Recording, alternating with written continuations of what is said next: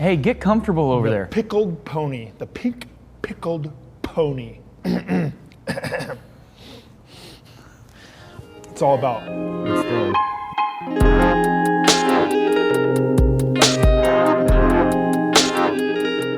Welcome back to Branches Unpacked. I'm your host, Timmy, and this is Daniel Knudsen, lead pastor here at Branches. I am also known for my lesser role of youth pastor here. That's not. First is the show of this. No, it's not less than you. Obviously, it's not less than your position. It's less than host of the show, though. This is what I'm known more for. Obviously, I see. Other people may know me from being the host of, and also youth pastor. Right, exactly. Right. Both very important roles. Yeah, I would agree. I would definitely agree. But we're actually wrapping up this series. Yeah, we just did. This was our Better last. for it. Yeah. Which I think after a year of COVID, we all need to know how can we be better for this less than ideal circumstance? Yeah, for sure. I remember early on in the pandemic, Andy Stanley saying, hey, when the story of COVID-19, because someday it will just be a story that you tell, like, what did you do during that year or 2 years or whatever, however long it takes. Don't say that. Yeah, I hope not. But he said, when it's just a story you tell, why not make it a story worth telling? And so that's what the series kind of reminded me of, just making something out of a difficult time. And it's been a great series. We wrapped it up this week, really talking about how we have a tendency, especially in this modern culture and our access to technology and just really news in particular. You can get in news from all over the world about every situation everywhere, and it can be a lot. Yeah. It can be pretty daunting. It can be pretty debilitating, even depressing. And then, as a society now, we're kind of struggling to find out how we should deal with that overload of information. And it leads us, I talk to the youth about this all the time, but it leads us to a lot of things. It can lead us to being apathetic, like I just don't care. There's just too much for me to think about. It can lead us to being depressed, like, man, this world we live in is just terrible. It can lead us to sometimes doing good things and doing something about the state of our world.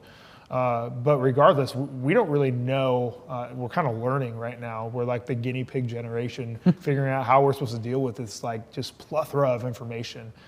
And you mentioned early on in the message, you talked about just turning off your phone, going into do not disturb, and just pretending like it all doesn't exist, more or less. But actually, like, just being mindful of the fact that there's a lot out there, and it's easy to get caught up in, and how much. But it's setting boundaries. How much of this can I take in, and still process healthfully? Yes. For the sake of my mental health, my family's health, our time and all this stuff. So my first question for you is, how do you turn off your phone?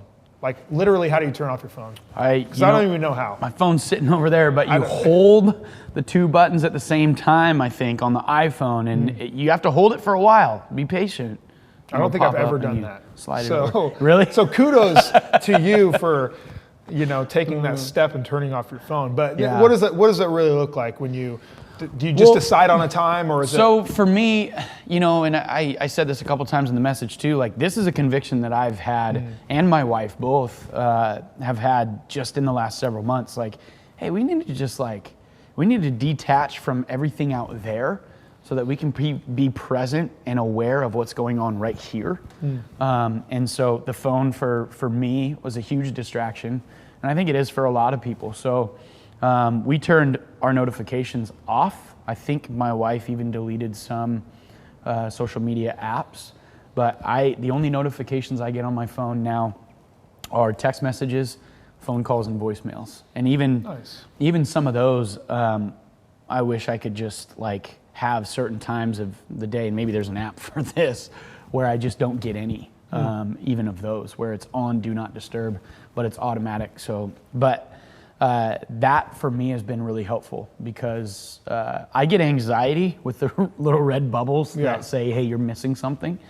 I mentioned, I had somebody I worked with who had 1,000 unread emails, and I was like, I saw his phone and I just like, ugh, you got to read those. I won't show you my phone. Well, I know. Mine's the somebody same way. walked up to me after second service and showed me his 23,000 unread emails. Oh boy. Yeah, I wanted to pull my hair out. I mean, I was freaking out. But Yeah. that was so that's one of the things I've done is just turning off notifications, so I don't have that bell go off. That Right. makes me grab my phone, which then turns into a spiral of scrolling other people's lives who honestly aren't even close to me most of the time. So that's what it's looked like for me, and it's been really helpful just to disengage from all of the incoming stuff that I can't even process anyways, and stay engaged here with my family, with our church, with our community, and with what's going on in the world that I can impact. So That's good. That's a smart move. I know a few months ago I dropped my phone in the hot tub and was forced to be without for about 4 days, and it was awesome in some ways. Yeah. It was great, and Yep. I'm somebody who, I go back and forth between being pretty disciplined about my phone use to not at all, and just Right. overindulging and just being caught up in whatever else is going on, whether it's on social media or it's like in the news or whatever. Yep. I deleted my Twitter app a long time ago just because there's so much junk on there, and it's all it's people have kind of glorified bad news. And Yeah. there's just all sorts of bad, horrible things in our world all the time. And then you end up sharing in the trauma Right. of somebody else's pain all the way across the globe, which again, like you mentioned, and I mentioned on Sunday too, sometimes that drives us to do something that's impactful and meaningful and causes change. A lot of times it causes us to just carry trauma that's not even ours. Right. Like vicariously experiencing other people's trauma. And if that's happening daily to us, through social media or the news, I mean, eventually we're gonna crumble. We're gonna fall apart, and that looks like hard hearts. That could look like mental health struggles, depression, anxiety. That could look a whole number of ways. Just being an angry person or a tense person, and so sometimes we just have too much information sometimes, and we end up carrying stuff that's not even ours to carry. We end up feeling responsible for things that we can't directly impact, and that is frustrating. It's full of guilt sometimes. It's full of massive frustration because we feel this responsibility to do something, but we don't have the access or the proximity to do anything about it, and so then we feel helpless. Yeah, that's good. So maybe for a couple minutes, let's talk about how then can we approach it in a healthy way? Because the reality is, even if you turn off your phone and all that, you're still going to hear about things going on around the world. Yeah. And it still might leave you feeling that way. And so there's got to be a healthy balance that we can strike here. How would you recommend people kind of get to that point? Well, I mean, for those of us who have faith in Jesus and follow Jesus, there's a huge benefit to knowing, believing, trusting that God is bigger than we are, that God is actually in control of this whole thing, that eternity exists. I mean, there's a lot of hope that you and I have you've talked about this through COVID and being a business owner, just having hope in eternity versus the temporary things. That's a whole world or a whole perspective that helps a lot when we're faced with troubles in the world, brokenness in individuals. When we're faced with trauma, we know that there's more at play than just what we see. And so for those of us who follow Jesus, we have that ability to literally cast our cares on Him and say, God, this is breaking my heart, which I think this is kind of cool. Much of what breaks our heart is a reflection of God's heart being broken about it too. And if someone that big, that powerful, that engaged in humanity and in creation has a broken heart like we do, and we know Him and we know that that's happening, we can absolutely begin to trust that He's doing work behind the scenes that we can't see. So I find a lot of peace in knowing that what breaks my heart often breaks God's heart, and God has the resources of the entire universe at His fingertips, and is reaching into those situations in ways we can't even see or begin to understand. I find a lot of hope there, and it's hard to do that. It's hard to actually cast our cares or take the weight that we're feeling and take it off of our shoulders and just say, God, I trust you with all of that, with everyone and everything. I trust you and I give it back to you. But there's a lot of hope in that, because the reality is, like you said, we can turn all of it off, but we'll still encounter hardships, trauma, pain, things that is either ours or somebody else's. And so to carry that in a healthy way is super important. I think a lot of it just has to do with recognizing that ultimately the responsibility of everything falls on the shoulders of God, and us as his children have an opportunity to participate with him in how he's taking care of that and handling it. But ultimately it's a weight that we don't have to carry. Yeah. Because Jesus already did. Right, exactly. I think that's definitely key. And I think there's also practical aspects within that as well, where just figuring out what's triggering you into like your kind of depressive views on the world, the state of the world, and what's maybe triggering you to become apathetic, and finding, like you said, if you're a person that gets caught up in that, like you said, you have a tendency to, or I do myself, setting those boundaries, I think is so vital. Where you can say, hey, you know what, I'm just not going to be on this website, or if I'm going to be on this website, I'm only going to be on here or this app for 15 minutes, and you can actually set limits on those as well. So just being honest with yourself and realizing that you have that propensity to go that way, and just taking steps to ensure that you're not getting caught up in things that are ultimately not in your control. And then also, I think there's the aspect of making sure that you're good spiritually, you're good mentally, before you start taking maybe on other people's burdens. And making sure, hey, because I've seen it in people where they just get so engrossed in what's going on in the world that their own house, their own body is just being wrecked in the meantime. And it's just like, okay, well, let's work on that, because it's kind of like, I feel like it's kind of like when you're on an airplane and they say, hey, if the oxygen masks drop, put yours on first before you help your neighbor do it, because if you can't breathe, you can't help somebody else. Right. And so it's kind of like the same thing, all right, make sure you're good so you can help other people, because if you're not there to help other people, you don't really help anyone else by just feeling the burden and the weight of that. Right. You want to be able to help, so get your stuff in line. Those things can cripple you and keep you from being effective. Exactly. And being able to help and being able to make a difference. And I think too, there is this element of our faith, of our Christian walk, that involves sacrifice, but sometimes we sacrifice ourselves to the detriment of our families or our, the people that care about us, the people that we care about, and we think it's like this honorable thing that, hey, I'm beat up and I'm tired, but I'm just going to keep going.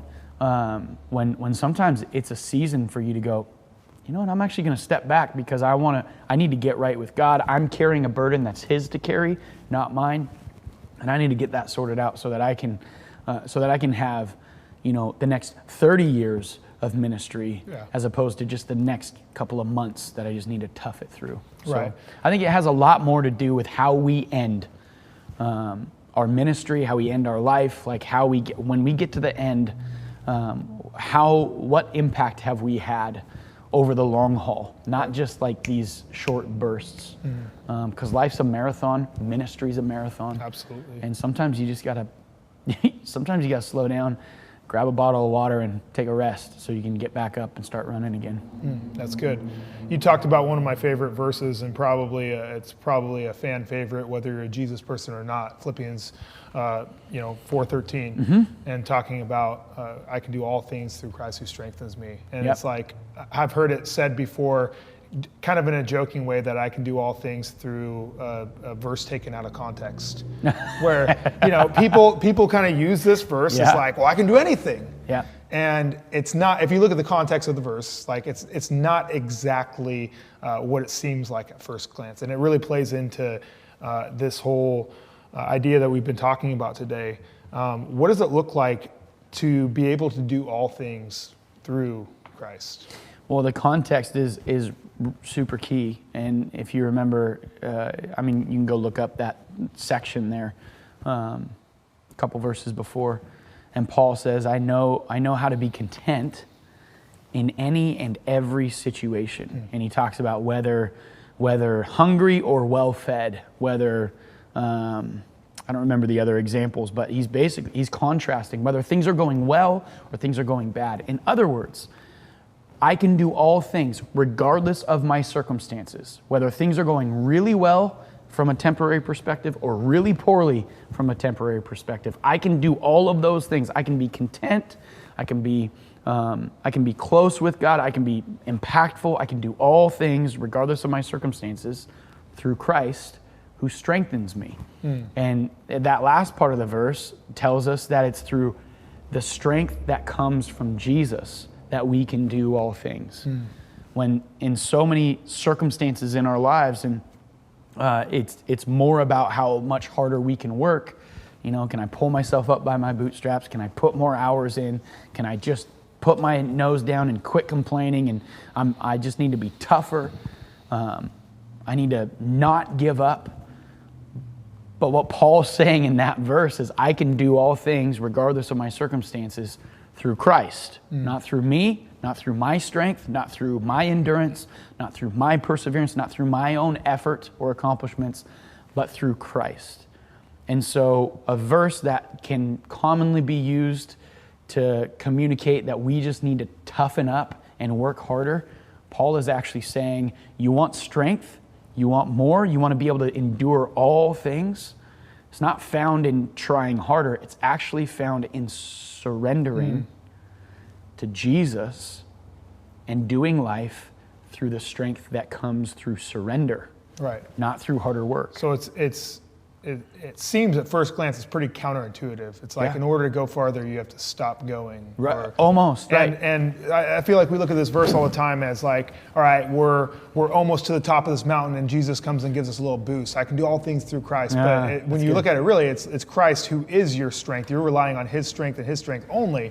It's by none of your own doing that you're even able to endure, that you're able to back on topic, cycle through the pain of the world and process that. It's only through Christ and understanding His sacrifice and how, like you said, it hurts His heart, and that's why it breaks ours. Yeah. But striking that healthy balance and processing all that, comes through being so connected to the heart of God that you've fully given in to Him in surrender, which is, again, just counterintuitive. It doesn't make sense to us. Makes no sense. To be able to go further, you have to stop going and be like, hey, I need your help. And recognize too, oftentimes you start to look back at your life and you really start to reflect on just the journey that you've been on. And it doesn't take long oftentimes to look back and realize none of that was me that got me to where I am. So why do I think that more of me will get me where I want to be? Right. It's actually John the Baptist, right? He said, less of me, God, and more of you. Right. Less of me and more of you. And that's essentially what Paul's saying right there too. It's less about my strength and my endurance and my intelligence and my ability to problem solve, and way more reliant on my willingness and humility to submit and surrender to Jesus and to his teachings and to His strength. And that's when we get that strength, is when we surrender. So strength is in surrender. Yeah, that's so good. I think you've probably recognized this just like I have, but I can think of all the times, especially early on as a pastor, just trying to make sure that my evening at youth just went well. Like everything's clicking, everything's good. I'm well rested. My stomach's full of food. Maybe I won't get super nervous and like a sick feeling or whatever. And then like I'll go up and preach or have just interactions with people, and it all just kind of falls flat. Yeah. And then there's other times where I've gone up there and I'm like, I'm not feeling it. I'm sick. I'm tired, I didn't get enough sleep, things have just been going terrible that day, and I go up and just connect with the students like never before. Yeah. And you get done with a night like that, you're like, my goodness, like that couldn't have been me. Right. And it's almost like God uses those times, and He does, to say, hey, you know, if you were just absolutely killing it that night and went up there and just absolutely killed it, you'd be able to kind of boast about it, like Paul talks about. You'd be able to boast in what you're doing a little bit, like, hey, I killed it. Good on me. But really, you know, God uses us at our weakest points to show that, like, hey, it was only possible through that person. And again, just countless times of just a sermon that I would say or a conversation I would have with someone, and then all of a sudden that person comes at me, they're like, oh my gosh, that changed my life. And I'm like, what changed your life? Right. I didn't say anything. Well, it's not because I didn't even say that. I didn't even say something. That's what that you good heard. or I say didn't say that. Yeah, exactly. But I'm glad you do. And the Holy Spirit just works in that situation to totally, like, and you realize at that moment, like, it's only God. It's only God that can do any of that. I'm not saving people. You're not saving people. And how freeing is that? Oh, absolutely. I mean, when you look at the world and it's spinning out of control and you recognize, hey, I don't have to carry that and God is. Not like I don't have to carry that and God, you better. Yeah. But I don't have to carry that because God already is. There's so much freedom to then go and do and not be crippled by it. Absolutely. Because you're not functioning under this burden. You're functioning in freedom. Yeah. It's beautiful. It's incredible. But it's a daily reminder. Absolutely. Right? I got to remind myself every day. In fact, one of my favorite prayers is, God, I give everyone in my life and I give everything in my life to you today. It's all yours. Huh? Where'd you learn that? From a book that your wife gave me. Yeah. Yeah. What book is it? Tell the audience. It's a book by John Eldridge. It's Getting Your Life Back, right? Get Your Life Back. Get Your Life Back. Yep. We've talked about it a couple times. Yeah, it's a great book. If you haven't read it yet and you've book. heard us talk about it, you should definitely read it because, man, it's... Actually, if you want one, comment on this video on Facebook or Instagram and I'll buy you one. Oh. I'm about to comment on that. I don't think I have a hard copy. I don't know. Your wife does. Okay. I gave it back to her. Never mind. I'll hold it off. But you can. I'm serious. I'll buy one. I'll buy one for you. Well, Daniel, we are out of time, so we're going to pick this up again next week. Bless you guys. Stay tuned for our next series coming up, which is called? We have a tweener because next week is actually Valentine's Day on Sunday. So forgot about that. Yeah, that's bad. Don't forget, Valentine's Day is Sunday. So we're gonna do a tweener. It's called Blank Thy Neighbor. All right. And then it's Bystander is our next series that'll lead us into Easter. And that's gonna be a lot of fun, a walkthrough of John's account of some of the most monumental moments of Jesus' life. Awesome. So we'll look forward to it. Yep. Well, bless you guys. Have an awesome week. We'll see you next time. See you later.